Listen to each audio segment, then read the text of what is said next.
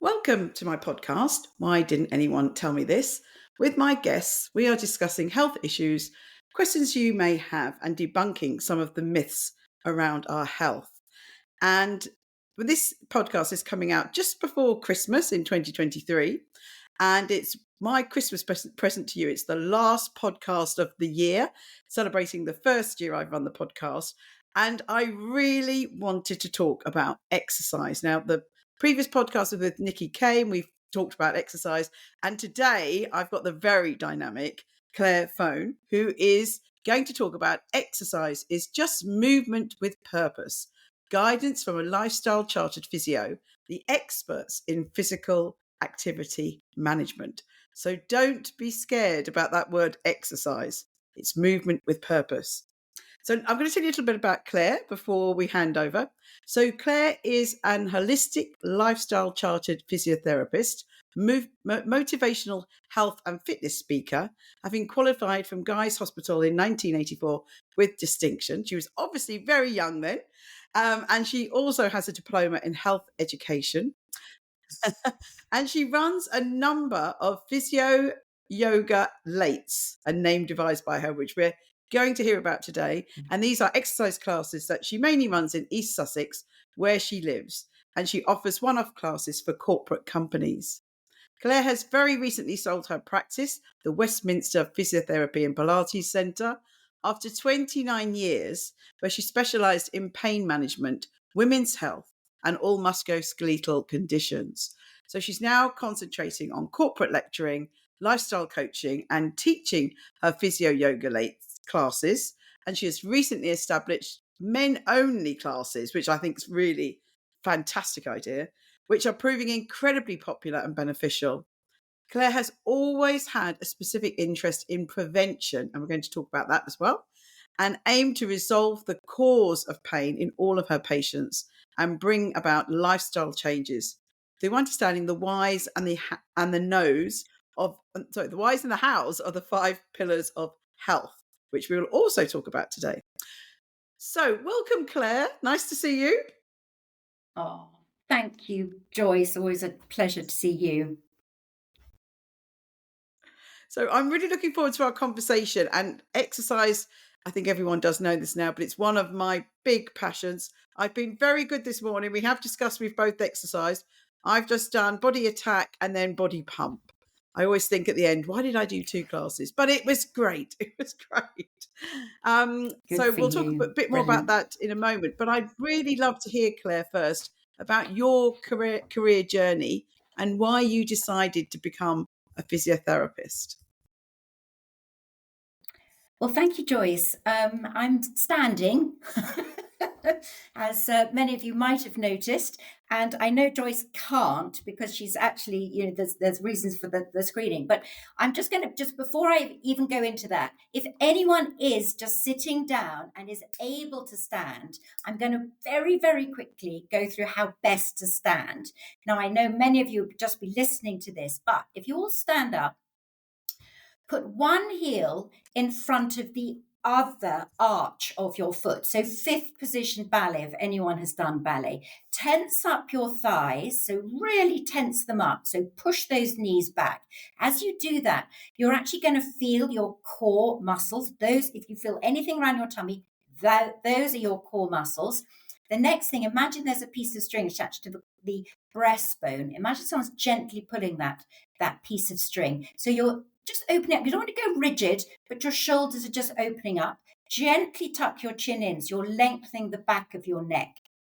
Keep hold of that core, and then just take your feet into a neutral position. So your feet are directly underneath your hips. Soften the knees, roll those shoulders back, but maintain your core. And that's a wonderful way to actually start off this little exercise. And there you go. You see Joyce is just rolling her shoulders around. Just take that tension out of your body a little bit. Just get moving. To be honest, if I was doing a corporate class, I'd be getting you all exercising, but we're limited on time. So I'm hoping you're going to be standing. So a little bit about me. I think it goes, I always wanted to do something medical, but aged 11, I went for an audition at the Royal Ballet School and in front of Margot Fontaine. I think my father had lied on the application form because he thought I was so much better than I actually was. And you actually had to do all grade 8 dances. So I was grade 4. So I got to grade 4. 5, 6, 7, 8, I did not know the dances. So I had to stand at the back of the group and try to copy the girls in the front. It was quite traumatic, to be honest, at the age. But in hindsight, it's a nice story to start. But anyway, I didn't get in for some reason. And my father then said, well, actually, Claire, you could be the physio for the Royal Ballet School. So at that point, I thought, okay, that's quite interesting. A few years later, did some work experience, absolutely loved it. So I'm passionate about anyone doing work experience. And from there, I then got a place at Guy's Hospital.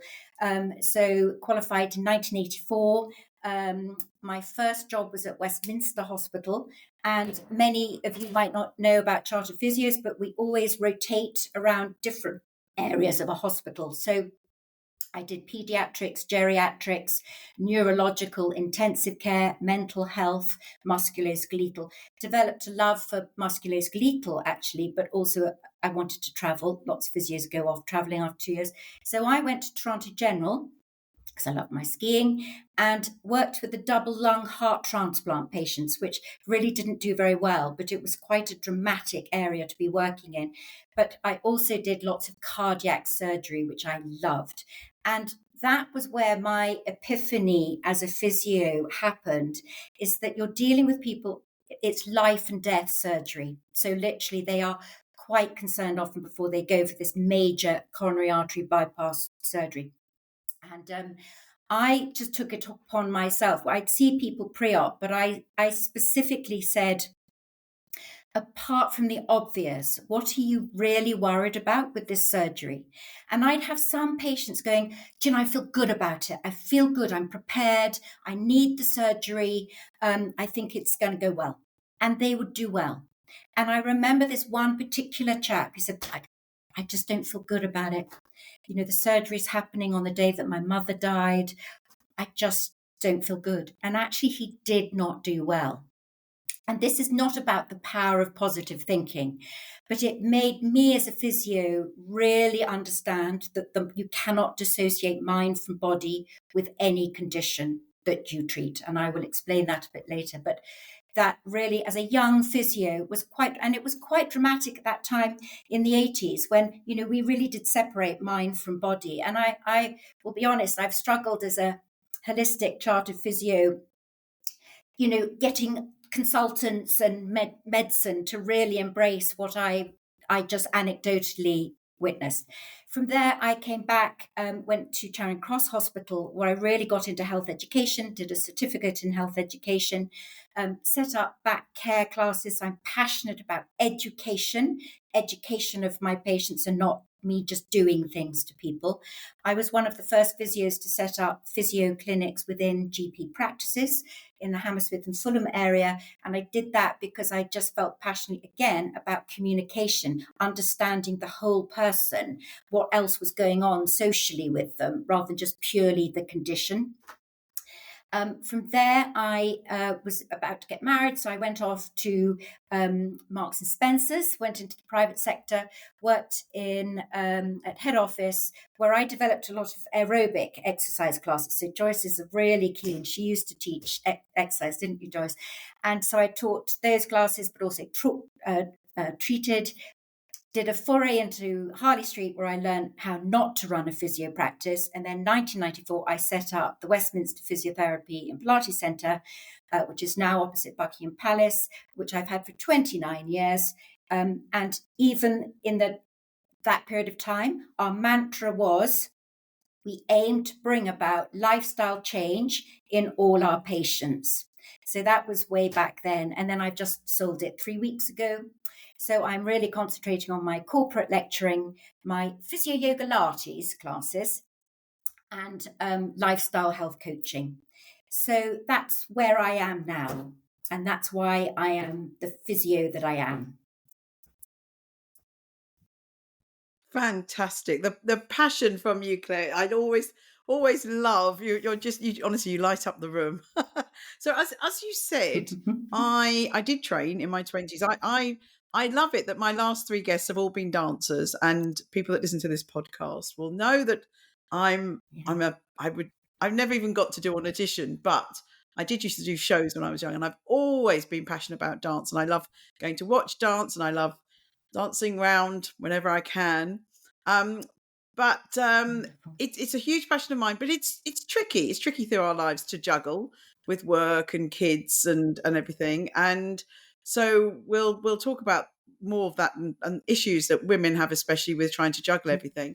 But let's start by delving more into exercise. And it's interesting that when I asked for the title of the podcast, you wanted to call it Exercise with Movement. And I know so no, you said exercise is Movement with just purpose. movement with purpose. I love that.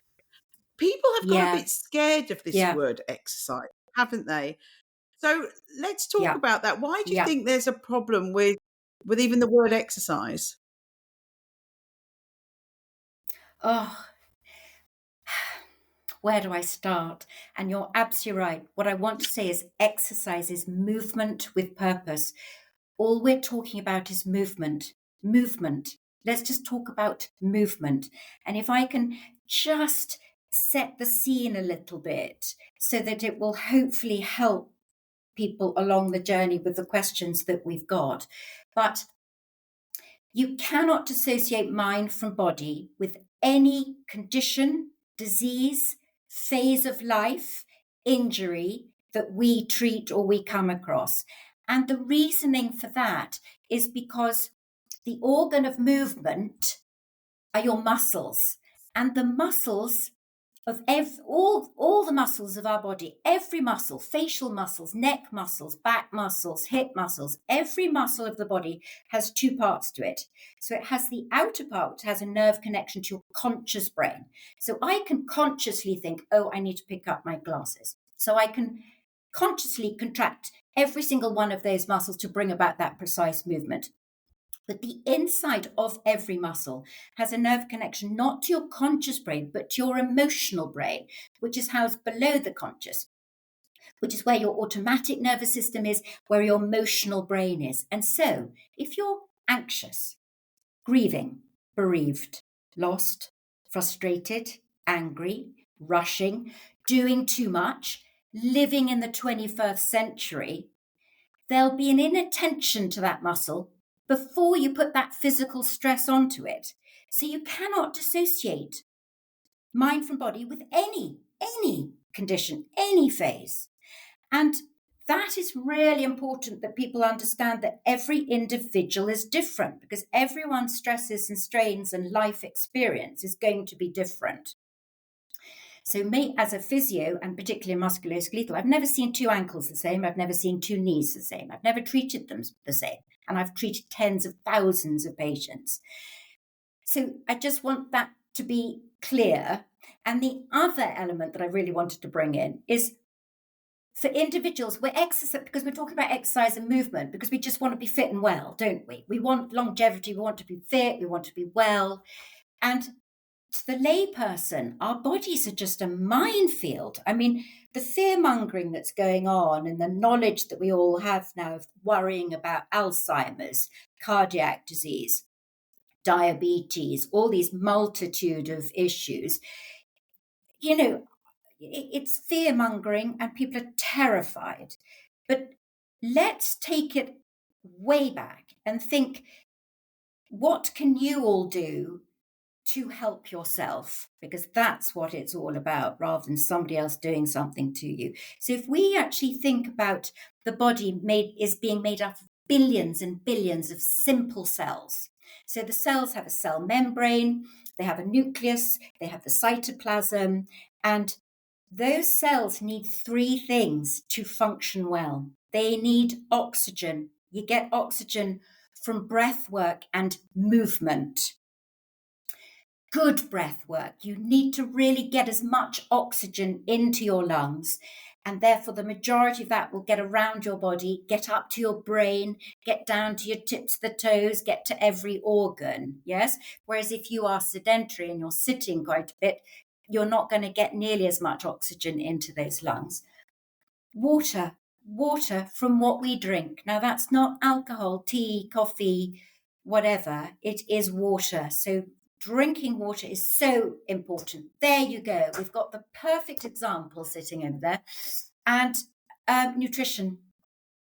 And at the basic level, we need our vitamins, we need our minerals, we need our carbohydrates, complex ones, we need our fats, we need all of those elements.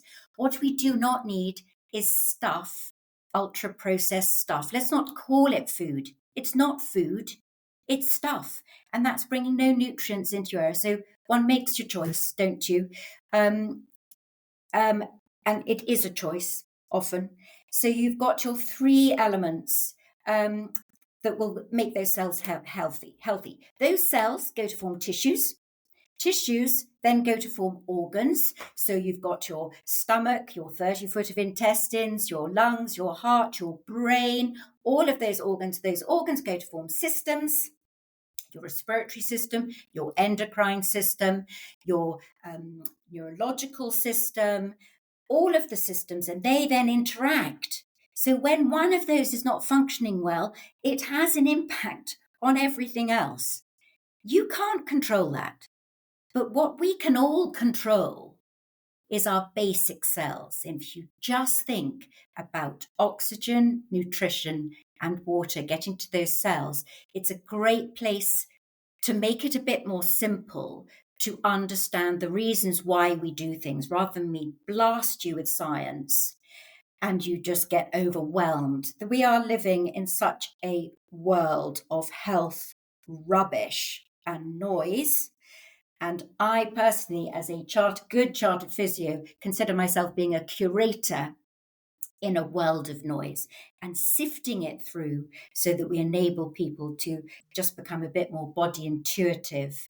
So movement, let's just talk about it as being movement. And then once you get hold of that and you're feeling much better, of course there are specific exercises that you can do for specific things, but you can get a little bit bogged down by it. So I'm sorry, it's quite a roundabout way, but I just so wanted to get that across early on, Joyce, because it will influence so many of the other questions that you ask.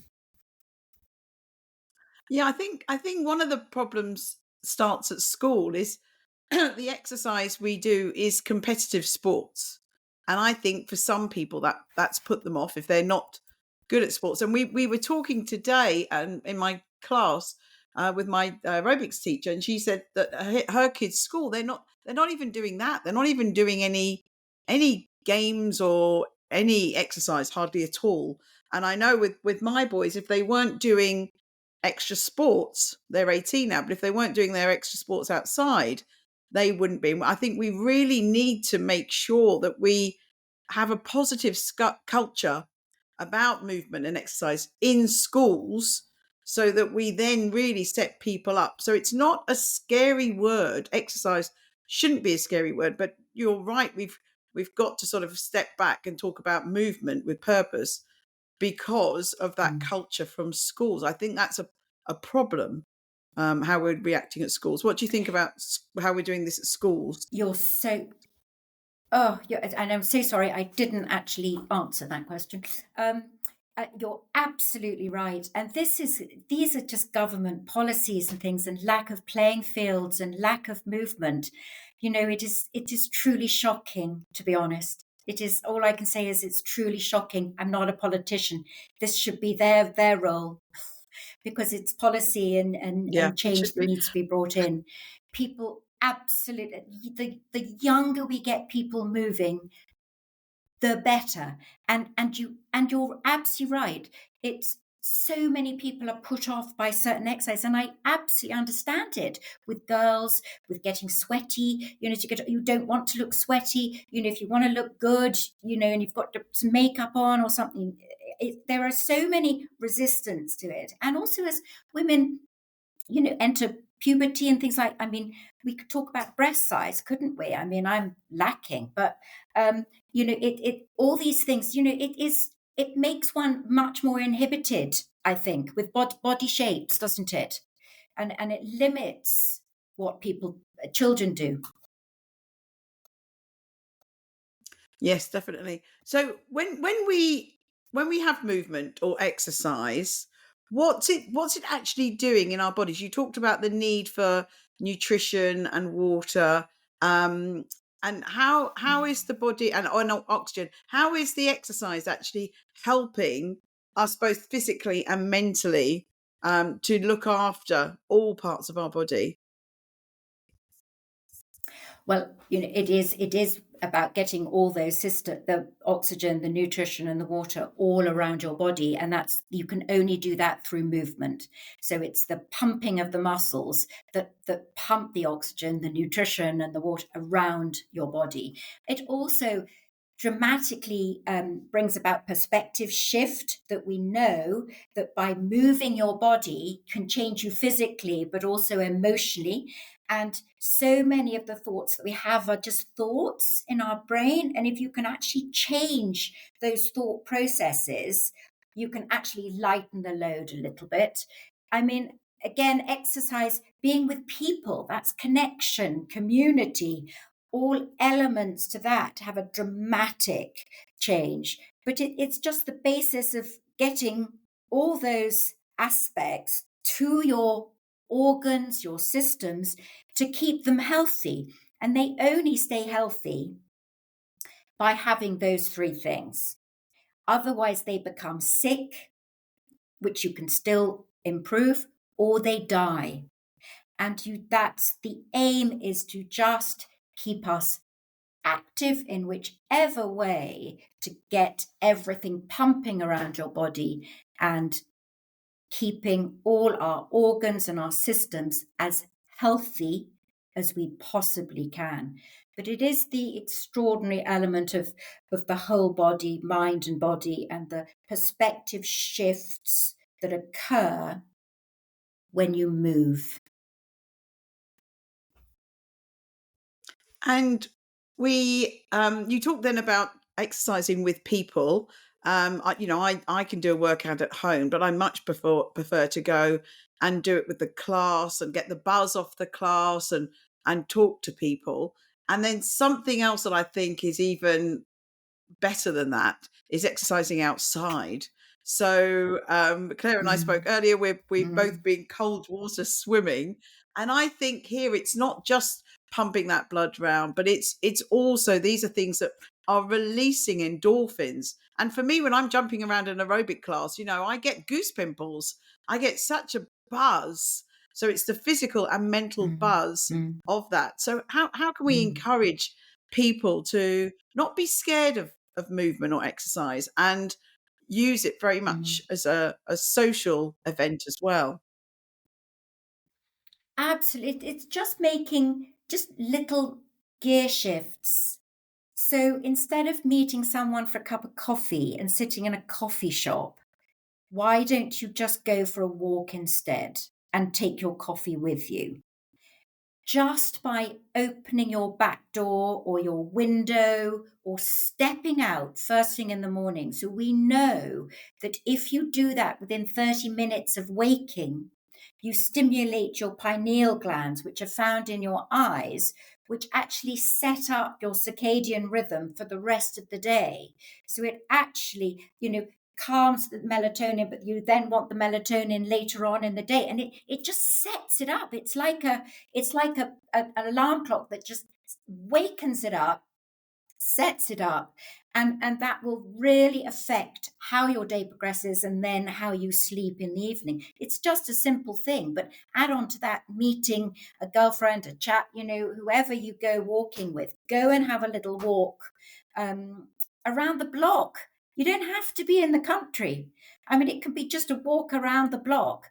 I am just passionate about aspects of one's normal life and bringing movement into that. So, with my corporate lecturing, I'm always suggesting, can you actually stand on the tube or on the train? Because you are going to work muscles. It's only by activating your muscles do you burn calories. So, any period of sitting, there's a negative element to that because you're not burning nearly as many calories as you are when you are moving or standing. So getting off the tube, 2 stops before you normally where your work is, and therefore you can actually activate that. Just any opportunity to be outside. Go out at lunchtime if you're working. Go out at the end of a day. Just even if you feel you do not have much time, just have a 5-minute walk around the block. You will feel markedly better. And we've all witnessed it. The issue with being in nature is that you're constantly confronted by what are called fractals, which are altered shapes and irregular shapes and textures that you come across, be it swimming in the sea, out in the country, in the towns, and these dramatically affect your mental health. Rather than being an enclosed room like a gym, which I'm just not majorly a great fan of, to be honest. It doesn't do it for me. I know it's a great community for some people. So, what's right for me is not necessarily right for somebody else. So that's where you have to listen to your own body and become a little bit more body intuitive and believe in yourself. And actually, I do talks on 5 pillars of health, take back ownership of your own body and how best to liaise with the medical profession. So we need to just listen to our bodies a little bit more, and you get more body intuitive by moving more.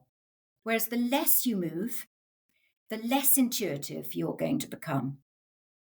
So I can't rate being outside highly enough. How wonderful is it to be outside, and then you could do a few stretches. I mean, to be honest, that's far better than sometimes doing, a set class that is guided by somebody else. I do feel quite passionately about if you can try and become more body intuitive with yourself and what's right for you, you will reap the benefits from that, rather than perhaps just relying on an external person to tell you what your body needs. That's a I big, love that. big thing, and I get it. We are all so individual, and we're all going to do and enjoy doing different things. But I've heard that before about getting outside within 30 minutes of waking up in the morning. So we should do, try and be outside, just, get that energy from outside. And you've mentioned a few times now your 5 pillars of well-being, and they're very similar to, the same as mine. But I just want you, before we keep going on to exercise, just remind us what the 5 pillars of well-being are. Brilliant. Thank you. I'm so passionate about this because I just feel so many of the things that we're fearful of, disease conditions, disease is just dis-ease. You can term it whatever you like. It can be outside, it can be musculoskeletal, it can be this, that, and the other, but it is still dis-ease.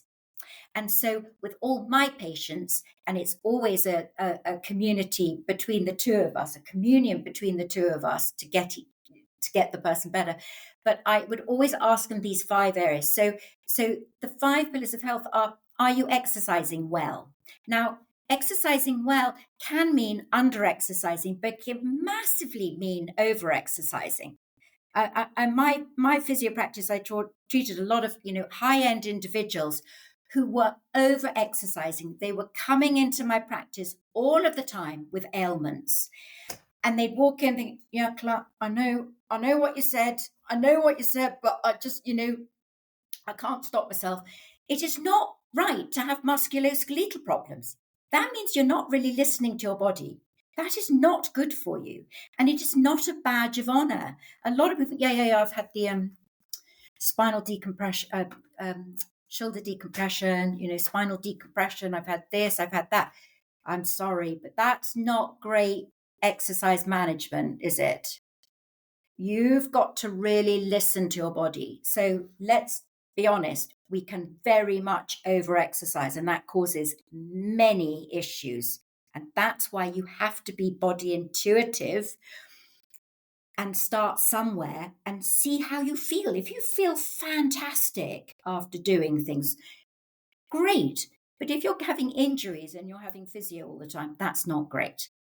So exercising, and that comes with breath work, doesn't it? Nearly every single patient that I used to see, I'd have to teach them to breathe properly, because the diaphragm is raised, we're stressed, we hold all our tension up here. So breath work is so important, and I would include that in exercise. The second one is eating well. I'm not the nutritionist, but we all know the basic elements, and we all know what we should be doing. Of course, you can go much further down the line and be a bit more precise if you wish, but fundamentally, we've got to eat nutritious food, fruit and veg, and avoid ultra-processed foods. And again, we can certainly go into more depth on that, but it's fascinating with women's menstrual health, what kind of foods are better at different times and things, but that's another discussion. Sleeping well. We know how valuable sleep is and how important it is, and so many of the population do not sleep well, but there are fundamentals that everyone could actually be doing to bring about a better sleep pattern. And then there are some people who do have insomnia, and one should seek help for it, because it is a major influencer then, isn't it, on what we eat, how much we exercise. So that has that ripple effect. The fourth one is mental fitness. Passionate about mental fitness, meditation, but you don't have to meditate. The meditation could be just your walk in the morning. It could be you stepping out with your, cup of tea or something, just sitting out, looking at the birds, hearing the birds. There are a multitude of things. And, of course, there's mental ill health, but we all have to work on our mental fitness, don't we? I mean, no one is perfect, and we've all had to work at that. So the mental health, the mental piece is so vital. And then the fifth one, which I feel so passionate about, and I think actually comes at the top, is life purpose, community, connectivity, family, friendships, spirituality, in whichever guise it is. It's a combination of so many things that we just cannot quantify in medicine.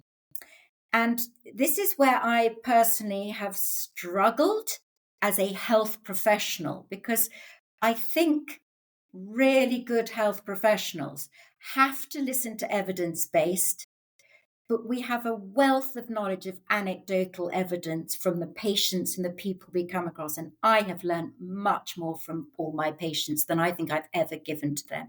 They have been extraordinary and the best teachers I could ever have had. But you also need, clinical thinking and, awareness and medical intuition.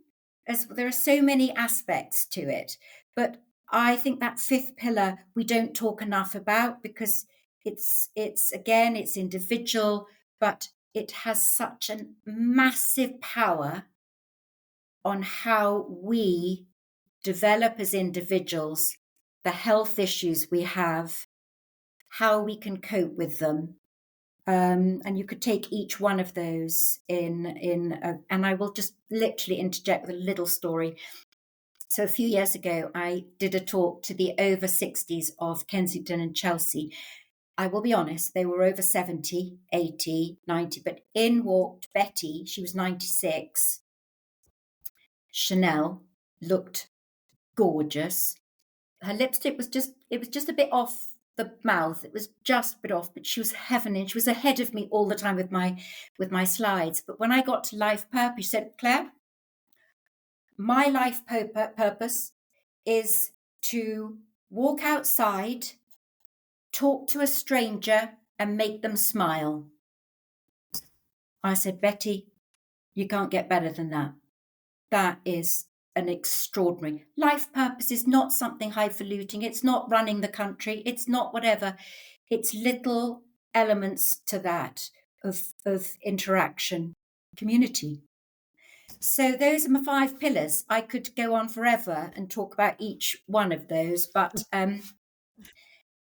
to me, that's the basis of trying for people to take a little bit more ownership of themselves and not feel they have to constantly be guided by somebody else, that you can become intuitive with all of those areas. and make little changes. Little. It's just put one foot in front of the other. I love it. So, when I wrote my book, I now have the same 5 pillars. But when I wrote my last book, Your Fertile Years, I only talked about the 4 pillars, which were exercise, Yeah. sleep, nutrition, and our mental health. And then, but my next book's going to be all about the 5th pillar because, as you said, it is complicated, but it's probably number one. It is. And without that, I think we're having a problem. And I think at the moment, since lockdown, so many people are still working at home. And I think one of the problems with working at home is that we could just sit inside all day and not actually leave the desk. And I think for our health, that's a disaster. And for me, during lockdown, my knees went, my back went. I had several days, Yeah, many it's days where terrible. I just didn't leave the house. So, as you said, getting outside, getting some social connections, going for a walk with a friend. Don't, if you're working at home for the day, don't sit there all day. Go, even if you go out on your own, get out for a walk. It's a beautiful day today. Every Mm, day is a mm, beautiful day in a different way. mm, So don't worry if mm, it's cold and mm, raining. Get out there and get some mm, natural light on you. mm, But yeah, don't just mm, sit the whole day. So globally, we don't move enough. The data shows that women in every country exercise less than men, and this is why in the UK we have the This Girl Can campaign. I'm pleased I'm an which ambassador, is and I try to do my wonderful. little Oh, bits love that. to Mm, encourage women and girls to exercise. How much mm, mm, exercise should we be doing and then to really look after our health? You talked about over exercising, but how much should we be mm. doing? Because I know that we're not doing it. How much should we be doing to try and be good health? Again, I just hate to be prescriptive because everyone is so different. I think the people who are not doing enough need to be doing more. And then the people who are doing too much need to be doing a bit less. I mean, really every day you should be walking somewhere. That is something very simple. It's free. To be honest, I'm also really about free stuff. My biggest proponent, is to offer things that are free.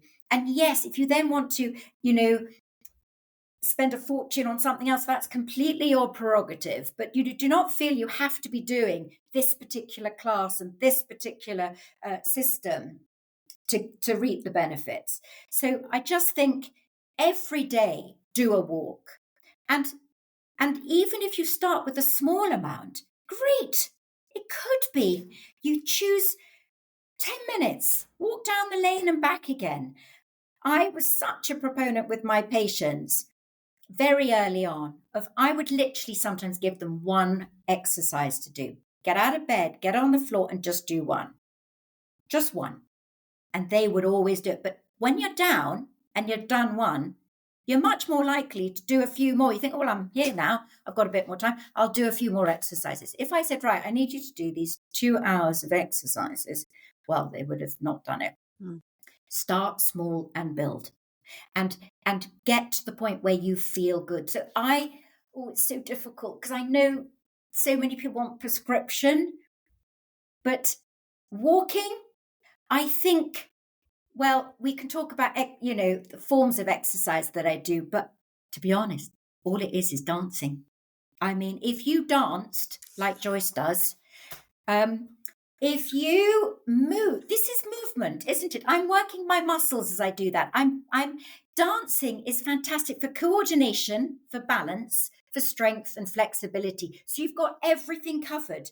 If I think about some of my pages, so look at Bruce Forsyth. Would you not want to be Bruce Forsyth, who danced? He did not do extremes of exercise. He was a golfer, but he did not pound the gym and work out, but he danced and he was as nimble as anything into his 80s.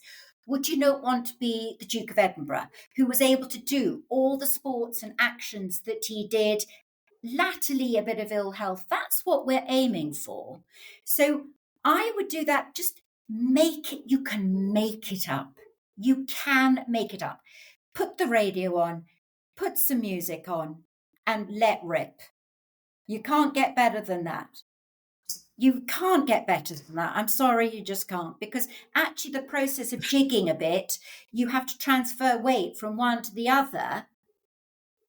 And, therefore, your balance is going to improve. Whereas, to be honest, if you're just doing weights in one range, I know everything has got so much better over the years, but in my youth, it was just gyms and it's one line of direction of movement and things. So if you're going to just start somewhere, go for a walk, be with nature. So you're getting your fractals, your mental health is affected. And then you could increase the stride, couldn't you? You can increase your stride, you could lengthen it out. You then think, oh my goodness, I feel so much better doing that. That's body intuition, because you think, oh, I feel great. You're much more likely to do it again. Whereas if I told you, right, I need you to get in your car, drive for half an hour to get to the latest gym, go and do a class, come back, the whole morning's gone. You don't have that time for the morning, but at length of time, and you're much less likely to do it. But you might want to do that class because your mates are going and you've got the time and everything. But just don't add frustrations to your movement with purpose. Is that a good answer? I love it. And I'm I was going to say the same. Put the radio on. If you've got 10 minutes in the kitchen with no kids or anyone coming in. My kids always say, "You dance terribly, Mum." Dance like you just don't care. So make a playlist. Make a playlist called Dance. Think of all your favorite tracks that you like. They won't be the same as the next person, and get it out there. And I would suggest to everyone for 2024, go to a festival. Get a day ticket to a festival. There's so many different types of music, and I've been days on my own in festivals, but try and find a friend.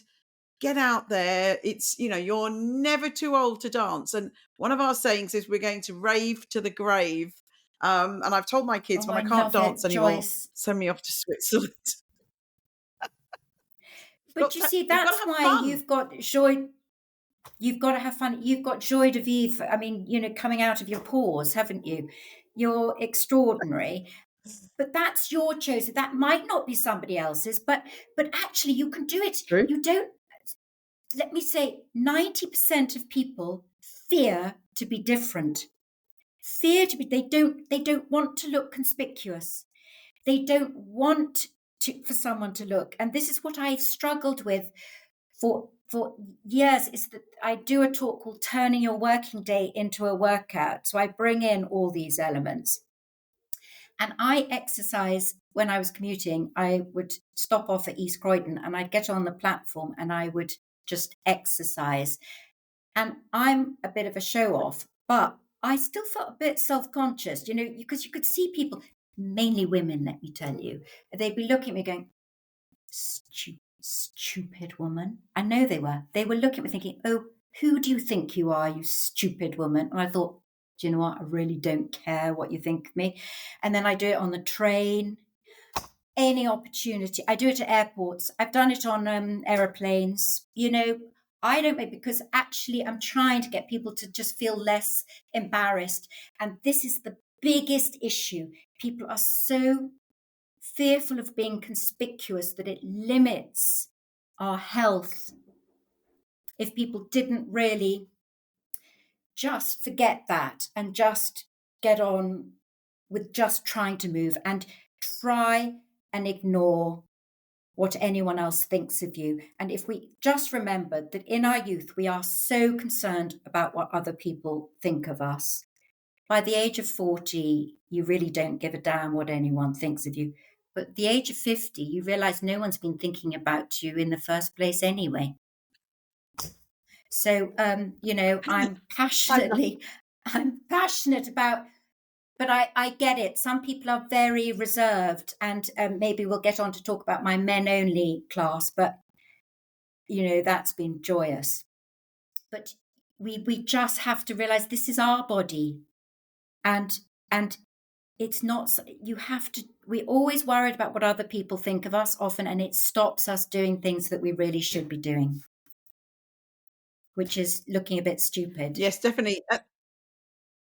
Now, as you age, let's become more carefree. Let's make it fun, and just do what Yes. feels good for us. When I have a lot of aeroplane flights, unfortunately, and I get up every hour Yeah. and I go near the toilet, and then I do some squats, and I do some lunges, and I do some Yes. stretches. But I've never seen anyone else do a squat or a lunge on a flight ever. And you know what? I just Yeah. don't care. I'm sure they're Yeah. all good thinking, "Oh, that's a really good idea." But I just do it. Now, tell us about the classes that you run. Have I been pronouncing it wrong? Is it physio yoga? Is it Yes, you lattes have. or Yes, lates? you have, Joyce. And tell us about your men only. Oh, sorry, PhysioYogaLates. sorry. Yes, great. Oh, So, lattes, right? Lovely. PhysioYogaLates. So when I coined it about 25 years ago, people go, "Oh, Claire, that sounds good. Do you get a latte afterwards, after the class?" I basically coined it because, so I've been a physio for 39 years, but actually I've always loved exercise, movement, sports. I've always been quite active, and I appreciate that I've got that that physical intelligence, which the great Claire Dale was talking about, which I'm passionate about, physical intelligence. And some people have it, some people don't, but you can achieve it, because I have watched patients change, and I've brought about lifestyle change, as I say, in many of my patients. So it's all achievable to have that body intuition. So it's a great term, and I've always done that. So basically, over the years, I have just gleaned so much information, and physios are the experts in physical activity management, because we are the only profession that studies exercise but understands the pathologies and the longevity of health and well-being, because we're involved in every stage of people's movement patterns, be they having a stroke, a brain hemorrhage, musculoskeletal problems, intensive care, cardiac surgery. We're the first people to get people moving. So we have an innate knowledge with our training. We used to do a lot of spring work before Pilates had been really brought to England, even though it was big in New York and things. And so over the years, I've gleaned physio education. So that's where the physio bit is, because it's all about imparting information. So people go, "Oh, okay, I understand now why I should be doing that." And I kind of say, and this is what it's doing to you. So you're feeling this, and it's getting the oxygen to the brain, and you're, reducing toxins from the, the build-up and things like that. So I talk, as you can hear, I do talk quite a bit. So, but it's Pilates. So the best of Pilates, the best of yoga. I do ballet because I love my ballet. And honestly, and Joyce, you love your, but going back to it, a ballet dancer is the epitome of perfect form. You can't get better than that. You can do it very badly. I've treated loads of more middle-aged women who started ballet because they grip with their toes and cause a lot of problems, because it is a very advanced form of exercise, but you can't bet. But we do quite a bit of ballet, qigong, tai chi. So I combine lots of different movement patterns to bring about a whole holistic workout. So it's not just one strength training. We do use TheraBand quite a bit because, strengthening resistance work is very important, but that does not have to just be free weights. It can be very unilateral. You can cause a lot of overworking of certain muscles. That's why if you look at a ballet dancer, their form is so beautiful, isn't it? And they don't do any weights. They use body weight, but it's just the alignment and things, which is so stunning to see. And you look at the line of their muscles is beautiful. That's still resistance training. So it's a combination of everything. And I've taught these for 25 years, taught them in London. I moved to East Sussex 15 years ago, so I've been teaching there since then, and they've just grown. So I do it online alongside physical attendance. So I do an over 60s and an over 50s, but we're all getting a bit older. So I started these in my 30s, and now I'm an over 60. So, but I love it, and people really benefit from, because it's an education. It's an education as well. And our aim as a physio is to educate and motivate. It's not just to do, it's to educate and motivate. And then, my men only, because I've treated so many men over my years, and they're often, consider themselves incredibly fit. So I will ask about their fitness. Yeah. I'm, cycle, and I'm in the gym at 4 a.m, and I do everything. I say, great. So I take them through to the gym. This is not all men, but and then I test them with some coordination exercise and balance. Can't do it. They just can't do it. And they're very stiff and rigid. And they are naturally stiffer than women. We have all our hormones. We have, relaxin and our estrogen and all these hormones which bring about a bit more relaxed tissues. But I think it also comes from, women are just a slightly different breed. I know, again, we're all individual, but men can be a little bit more closed and a bit more conspicuous. So I've taught so many public classes in front of Westminster Cathedral with 60 people attending, or on the rooftop at Cardinal Place. 49 women, 1 man. So the men are just not so keen to come to these classes, because I think they feel, one, they're a bit competitive, and so, they can't do it. So they think, oh, well, what's the point? So I have established men-only PhysioYogaLates, which I've only been doing for the last month. And it is word of mouth. It's friends and people that I know. The change is extraordinary. The first day they were just a bit awkward because they don't know each other and everything. Within a week, I've seen a dramatic change. They're seeing a dramatic change. And we do a lot of fluidity stuff. No one really cares now what they look like. And they have dramatically changed their range of movement. Coordination is better and balance. So I do think sometimes separating men out, we could then get men becoming much more flexible as they age, and better coordination, which is so important for longevity. And I'm a tennis player and I play at my club, and there are some brilliant, really sporty men, and they are really struggling as they get older with knee issues. They have recurrent injuries, and all this is preventable with flexibility. If you improve your flexibility and your coordination and your balance, as well as strength. So it's been really joyous to me, actually, and I'm a real proponent of it, because I think they are so benefiting from it. I think it's a tremendous idea, Claire. My classes, I did 2 today. One had no men in, and one had 1 man in who came with his girlfriend. Yeah. But you're right, because your classes are doing everything. They're helping flexibility, balance, coordination, which men traditionally are just going to the gym and they're pumping some weights and they're doing a few machines, but they're missing all those other areas that you're covering in your great class. So I think that's great to do a men only. That's a great idea.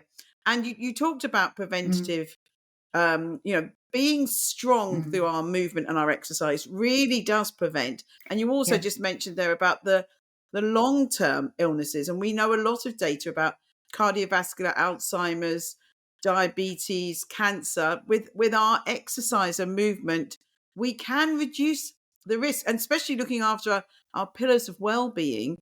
It's really, we've got so much data about that, knowing that it does prevent There is so much data. these diseases. So it's so important.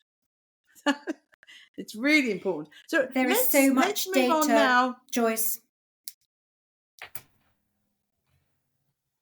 Yes, we just need to let everyone know. We've just got a few questions now before we move to the end, specifically about women.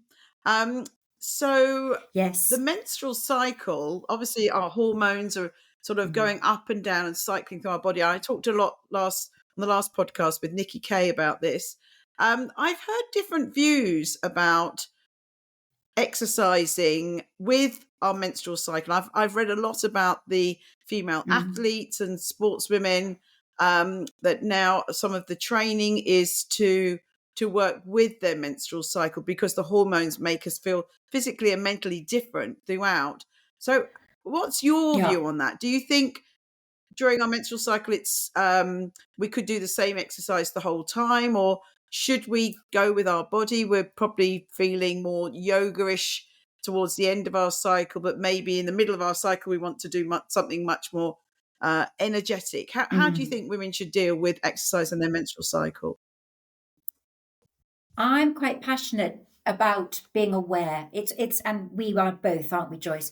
We're passionate about just educating women so much earlier, from pre-puberty through puberty, pregnancy, nurturing phase, and the perimenopause, menopause. And I think if we understood it much more and understood the areas, we would be so much better prepared. And that's what we're all about. I Again, this means then that you have to be a bit body intuitive. So I think body intuitive people will absolutely recognize, I just want to do lower key stuff. I want to do a bit of yoga. And actually, in hindsight now, and I certainly wasn't fully educated about my menstrual cycle. I didn't take the time to really understand it as a young girl. I wish I had, actually. But now we've got this big movement to educate women throughout the whole phase. Let's not just take perimenopause, menopause on its own. Let's just take the whole journey and educate women. So I think you're going to have some women who do it naturally, and they will think, gosh, I've got lots of energy. And I remember that so well, of that period when, once you had your period, and then within days of that, this energy, I'd feel this creativity and energy and ability to just conquer the world. And then you'd have that build up to your period where you just felt a bit low, a bit nurturing. And I think that's such good information for women to understand, the progesterone building up to the so actually lower, gentle Pilates, yoga at that period. And then if you recognize that you've got lots of energy, that's when, if you're wanting to train for your marathon, you can train for your or you want to do your HIIT, or you want to do your weights, then that's a good time to do it. But many people are not that intuitive still, and they can achieve it, as we've discussed. So I think women understanding those different phases could really help them. So I'm as a guide. It could be a guide. It's you. I don't think you should be, um, you know, absolutely set in stone. But actually, as a guide, understanding that the different hormones perhaps require slightly different things. But if you think, gosh, but I feel fantastic and I've got lots of energy, then go with it. So as a guide, I think it's really useful, and that's Mindy Peltz, Dr. Mindy Peltz. Have you read her book? It's marvelous. But she's a great proponent of that, and it's all in the education. And then if you're going to take that and you think, gosh, I now really understand that, you can then make that choice, can't you? Rather than somebody else telling you what you should be doing. And even in my classes, I've got a lot of my friends who come. So we're now entering our 60th decade, and sometimes, I always say, listen, do what if you feel you've got energy, go with it. If you're thinking, oh, I'm feeling a bit low, then just go with it. So I hope that's answered your question. I think there's a real value to it. Yes. And as we keep saying, we're all individual. And for me, all of my life, Mm. one reason I've wanted to do the really high impact is because I know sounds a bit odd, but I have too much energy, and I feel if I don't get rid of some of it, I will go a bit crazy. So for me, I know yoga is really important, and I do it, and I prefer body balance. Because I'm not very good at being still. So we've got to do what's right for us. That's the key. Absolutely. And you know your body and hence your dancing. I mean, that's going to expend a lot of energy. To be honest, just with Strictly, because I'm a bit like you, Joyce. I got ants in my pants a bit. I just love to move, but we never watch Strictly because we're never in on a Saturday night. I don't have 2 hour, it's nearly 2 hours or something, isn't it? But I wanted to support it with Angela Rippon and also Annabel Croft, who is quite extraordinary. I think I just think she's such a great example of just hard work and just get going with things and doing whatever she can do herself. She's working on her 5 pillars, isn't she? Big time, to cope with something really quite horrific. And so we sometimes on a Sunday night fast forward it. But I dance behind the sofa. My husband won't do it with me. He says, "Oh gosh, honestly, Claire, you really do look ridiculous. I mean, what do you think you're doing?" I'm sweating.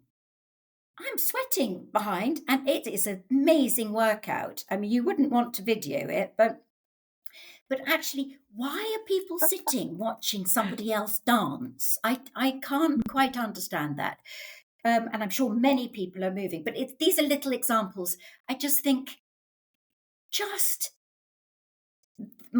my turning your working day into a workout is sitting is the new smoking. That is a headline, which is quite a difficult thing to bring into corporates. But a lot of them now have standing desks. But if you are not needing to sit at that computer and write something or write, if you're on the phone, if you're in a discussion with someone, you should never be sitting. Never sit if you can possibly avoid it. Because the compression on all your internal organs, if you think about men, the prostate has very poor blood flow anyway. So if you add on to that layers of weight, but also weight bearing down on that area, women with your uterus, with menstrual flow, a flow needs to happen, doesn't it? And gravity needs to be assisted with that. And I think it's a known thing with endometriosis that actually to move and get the movement of the menstrual flow better can really help with some symptoms and things. So avoiding sitting at every opportunity. My son told me that he'd read, so he's 18, so whatever media he's being fed, he had read that sitting is the new smoking. And that if you sit for a couple of hours, you might as well have had a cigarette. It's so bad for your health. So it's good that it's getting to the teenagers. So no sitting, everyone. We're going to stand up after we've listened. After you've listened to this, or stand up while you're listening. And also, people listen to podcasts walking, which is great. So, Claire, you mentioned the absolutely, menopause, which is fantastic. So Yes. Let's have a little chat about the menopause. So we've got 2 stages, really, in my view. We've got the perimenopause, which is this difficult transition for many women. But for me, I always tell everybody I exercise through my perimenopause. And then we'll talk about the postmenopause as well. And one of my students a couple of weeks ago said that she thought that women at postmenopause were past their prime.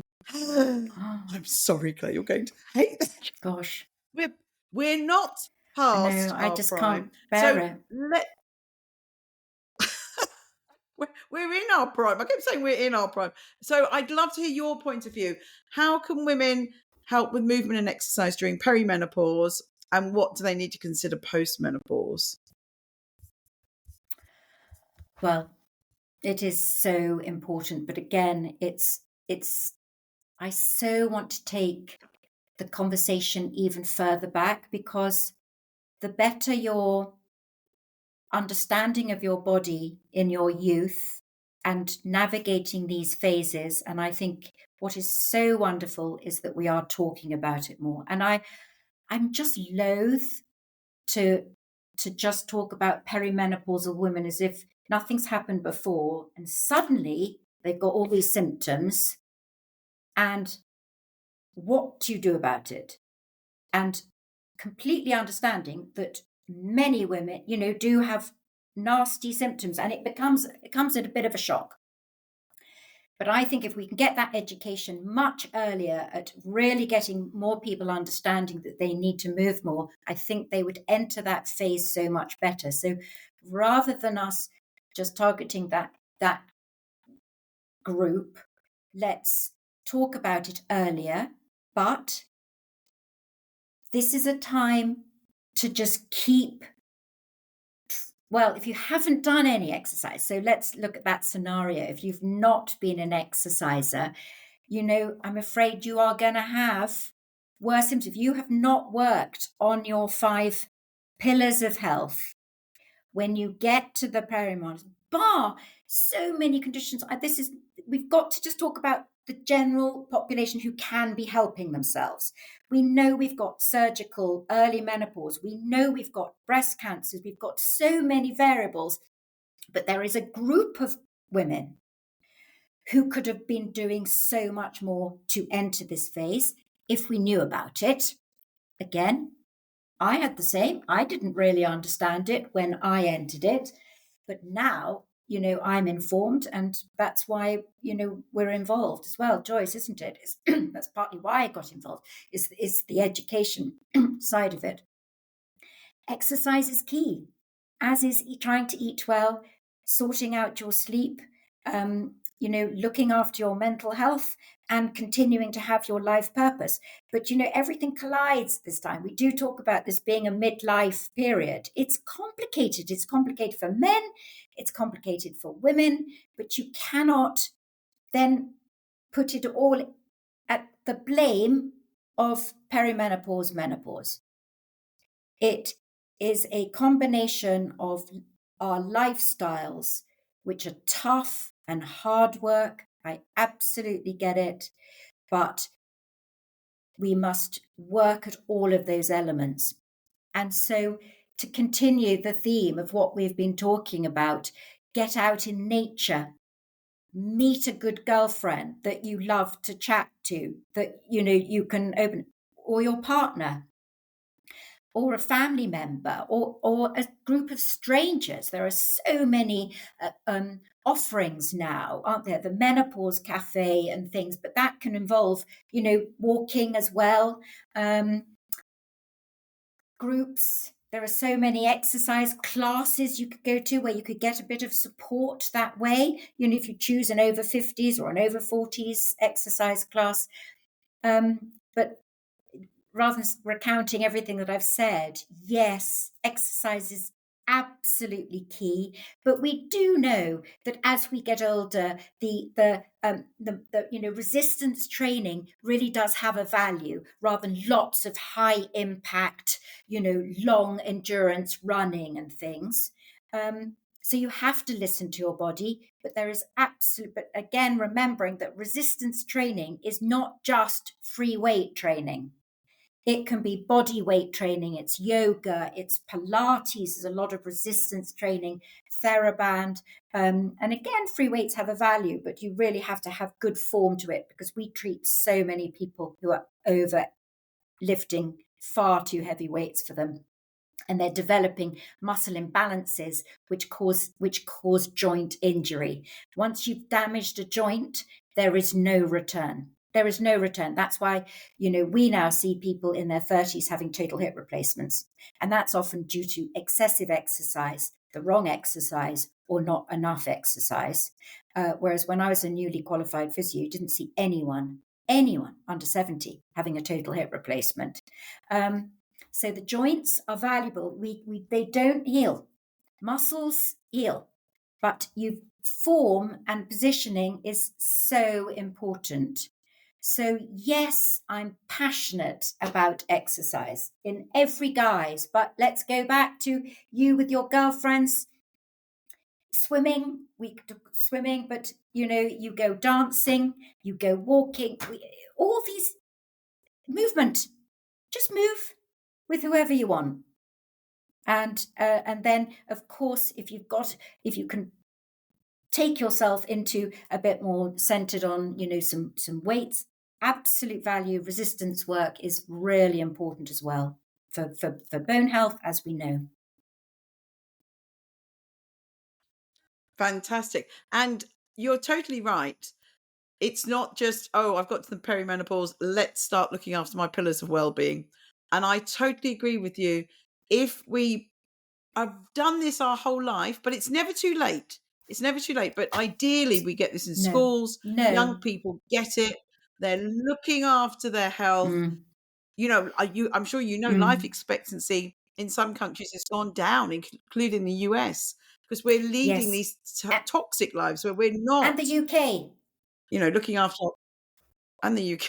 Yeah, we're not looking after our pillars of health. But I agree with you. I can see some women coming up to the perimenopause, and I think they're going to have a rough time. They're really, Yes. they're drinking too much. They're not Yes. exercising. They're working too Yes. much. They're not enjoying their life. They're not moving right. And I can see the problems coming.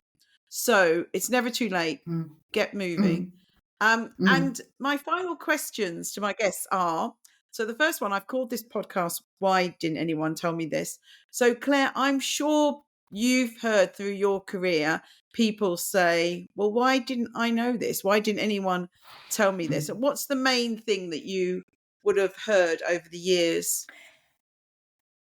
The main one was when I explain the physiological process of mind and body, they go, oh my goodness, that makes complete sense. Why did no one else tell me this? And they say that, Joyce. That's why your podcast name is so fantastic. They also, the other thing they say every single time is I always explain the cause of their problem, the cause, not the end result. And so that is a light bulb moment for people as well. They go, oh my goodness, I now understand why I've got the back pain. Now I understand why I've got the knee pain. Now I understand why I've got all these signs and symptoms in the perimenopause, menopause. It's an understanding of what goes before, and we have to keep taking it back to the cause and not treat the end result. And that is life changing for people and lifestyle changing. That's when it makes sense for someone to think, aha, I've got it now, I'm going to make the change. Whereas we know that just telling everyone knows they should exercise well, they know they should sleep, they know it. But if you really take it into yourself and understand your issues and what's causing them, and that you can take ownership. And I think the worst thing we have ever done is take away ownership from individuals. And I'm shocked at how often I do talks, and it's as if people go, what, I'm allowed to do that, am I? For my body. I'm thinking, this is your body. It is, I mean, that sounds awful, but I think people think, oh my gosh, can I do that? Because we've kind of given our bodies over to medicine. And we've seen with the pandemic that really there is no one out there who really knows our body better than we will ever know it if you take the time to understand it. And if you constantly blame someone else or blame a named condition or blame something else and don't take ownership for it yourself, you're the one who's going to suffer, not anybody else. You're the one who suffers. And we've seen it. You see it in you. I know how I feel myself, and I've seen it in my patients. And those, I have treated such extraordinary individuals, and it's all come from within them, not anything I ever did to them, but I was able to educate them. And that is just the greatest joy for me as a health professional and as a chartered physio. There's nothing more joyous than seeing that kind of change in individuals through education. I really love that. Take ownership. We need to take ownership of our own health and our own well-being. I love that, Claire. That's brilliant. So you've done amazing work, and you're like me. We're larger than life. What motivates you? Why are you doing all this? Oh, it's such a good question, isn't it? Because I've just sold my physio practice, and it was such a big thing. It was stressful. It was very stressful running a big practice with 17 staff, and yet so wonderful at the same time, because I worked with so many fabulous. I mean, Westminster Physio was the product of the people that worked there. So I'm in another phase, but I have such a knowledge gleaned by people and medicine, good medicine, that I feel it is in me that I have to impart it in whichever guise I can.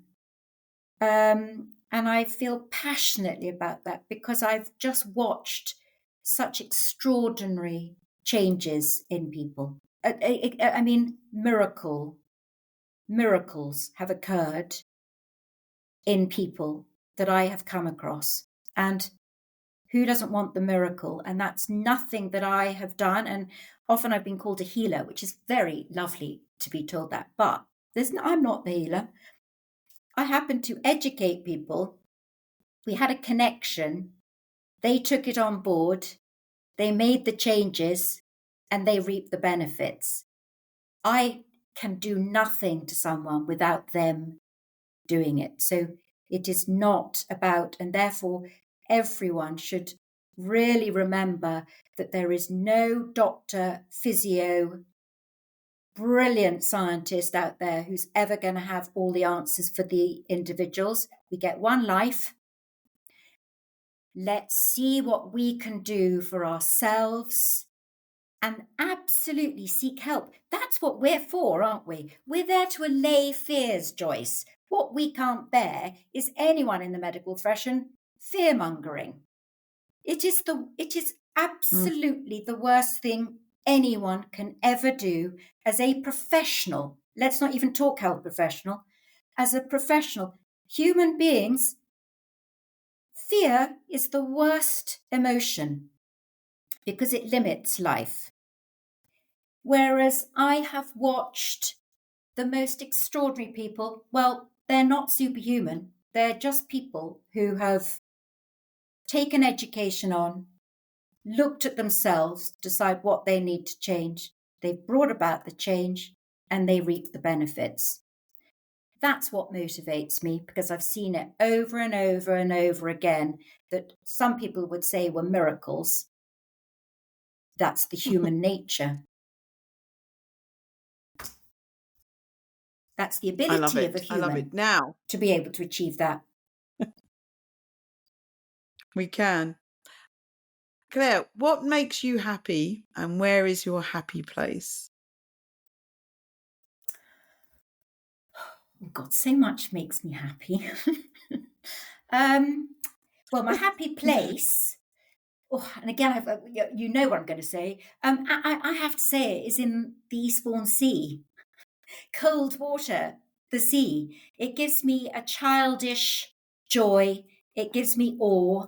I will have a caveat. It is only suitable for some people. So many people think, oh my God, I'd like a bit of that.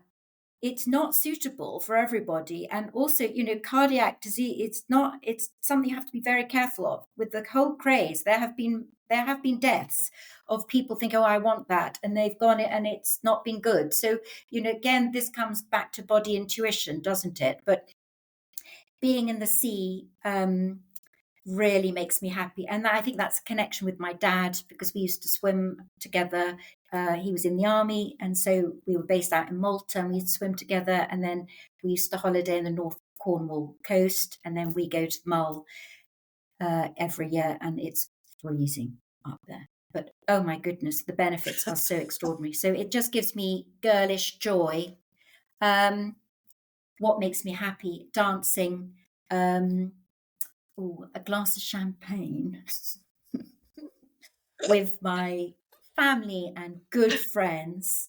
I'm afraid it just is my most gorgeous thing. If I can just have a glass of champagne, well, or two.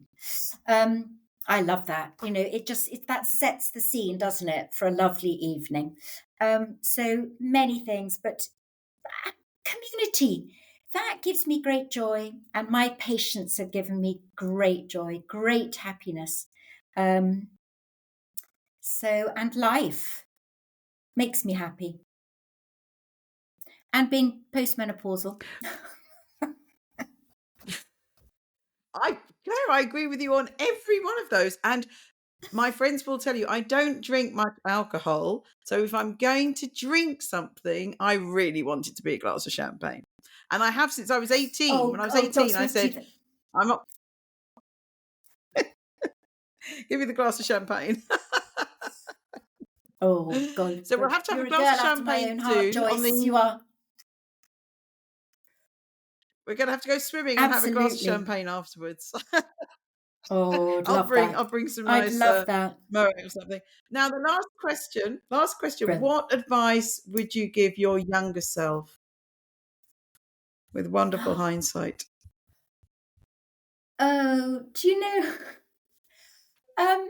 That's a very good. I think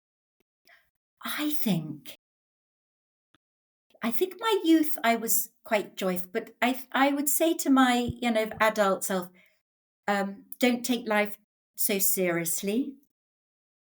I think I did take life quite serious because I was quite ambitious, and I've worked very hard, and working hard takes a lot out of you, actually, doesn't it? And the people around. So I would say laugh more. Should have laughed more. And the other thing is, I think it would be, as a woman, to have been better educated, actually, about all the different phases of my life. Menstrual health.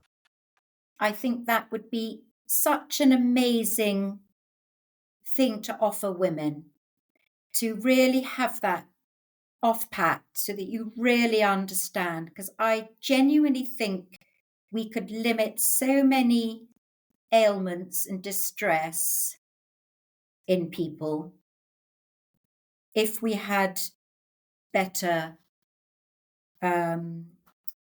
better knowledge, better education. Yeah. I'm working on that. So that's very good. I know you are. Very hard. Very hard. We'll try and crack that. Well, Claire, thank you so much. It's been absolutely wonderful. And if anyone's listening to this and they're sitting down, please can they stand up?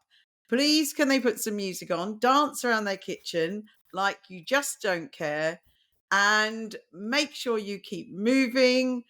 Think about what's right for you, not what's right for anybody else. And yeah, that was so wonderfully educational, Claire, and you've given so many great hints. So coming up to Christmas, I don't want people to sit all day inside eating, drinking. Get out there, go for the walk, everything in moderation, and listen to Claire's wise words. So thank you so much for coming on the podcast, Claire. I've so enjoyed talking to you. Thank you so much, Joyce, for having me on. Thank you.